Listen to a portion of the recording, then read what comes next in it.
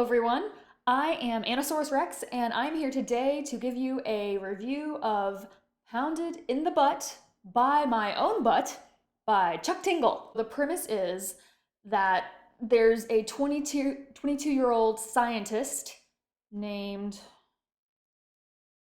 Alex or something? I don't know, it doesn't matter. Come on, do we care? No.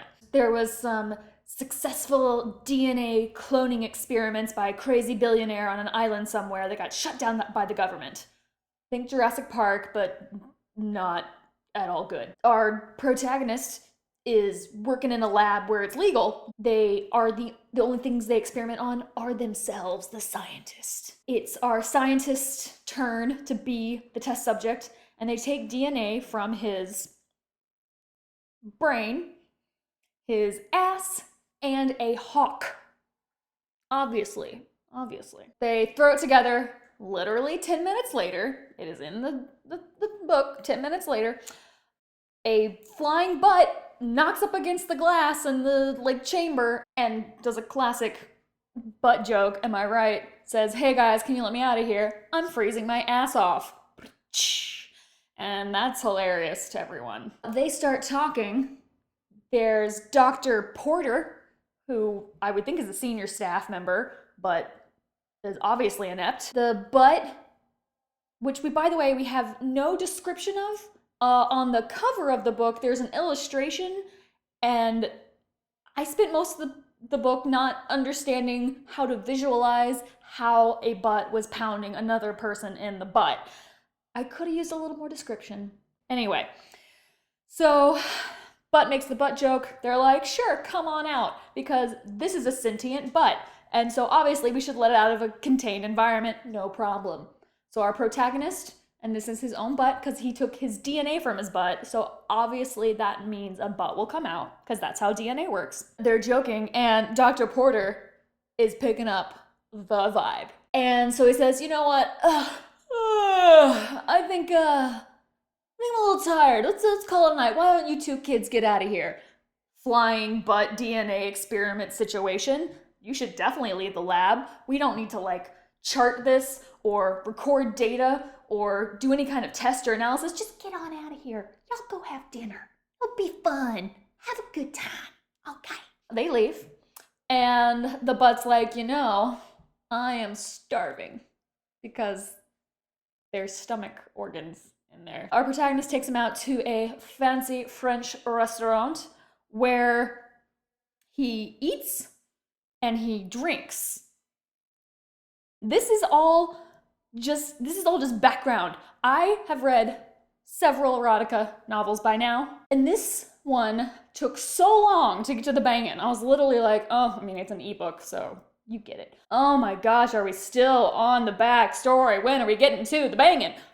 It was a little bit long. Anyway, so protagonist takes out his butt to the fancy French restaurant, and I quote, the next thing I know,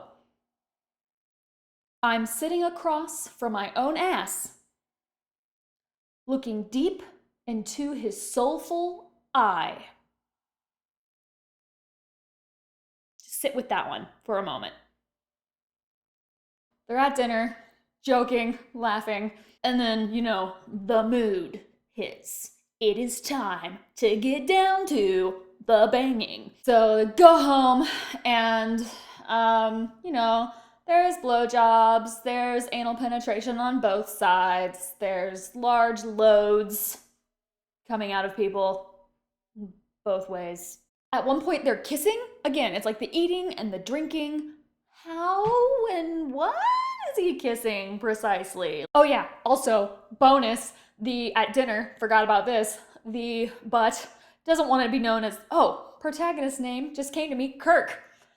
Duh. He doesn't want to be known as Kirk's butt, so they decide to come up with a name. First name they come up with and go with. Portork. Portork. Sure. What else are you gonna call it? Duh. And you know what? It really muses on love and what it means to love. Because our protagonist, Kirk, he is a one-night stand kind of guy. He has a string of failed relationships. Yeah, this is all in the backstory. Yeah.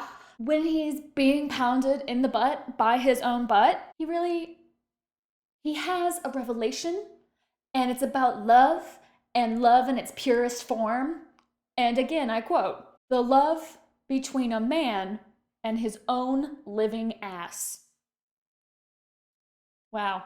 I mean, whew, Shakespeare did some good stuff, but he didn't do that. So, bar has been raised.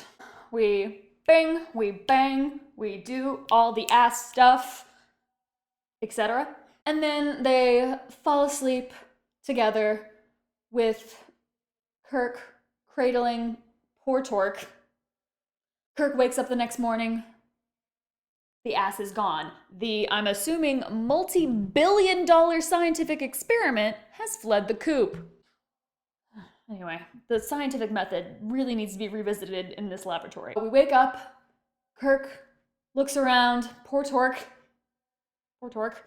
is gone, and there's a letter saying, "That was great last night, babe, love you, but I gotta do my own thing." Kirk feels devastated, he's hurt, he suddenly realizes what all those one-night stands were for the other people, the people he left. He's learning something about himself, about love, about compassion, about empathy. And then poor Torque pops around the corner, says, "Hey, gotcha." God, wasn't that great? And Kirk's like, "Yeah, great." And scene. And that was Pounded in the Butt by My Own Butt by Chuck Tingle. I would say Mr. Tingle is creative. He has some ideas about love and relationships and anal sex. He doesn't have so much proper grammar, possibly no editor. He could also use a thesaurus. I was really excited about all the synonyms I would get for the word butt, and all I got was butt and ass. Oh, rump was in there once. He could use that again. I haven't thesaurused it myself. I haven't looked it up yet. But there has to be more than 3 ways to say butt. There were some, however, good combos as far as butt went. We had living butt. We had sentient ass. Very nice. And probably my favorite, suave, sophisticated living butt. I mean, my ass is nice, but I wouldn't say it's necessarily suave, sophisticated living. So, everyone has room for improvement. All in all, I think Pounded in the Butt by My Own Butt was a fun read. I would rate this 10 Nicki Minaj asses. Because, damn. I have been AnnaSaurus Rex. Please check out my Twitter, my other reviews. Thank you for watching. Bye!